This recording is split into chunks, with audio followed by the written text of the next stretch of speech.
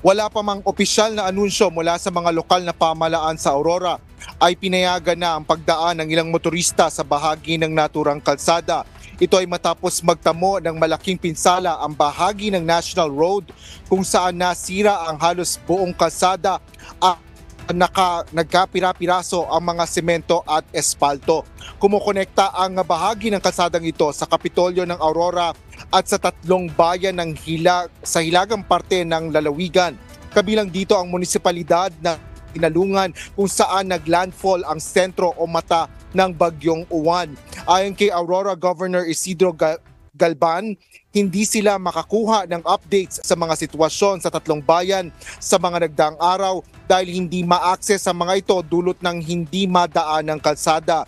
Ito ay dahil nawalan din ng serbisyo ng kuryente at telco o cellphone signals sa mga lugar.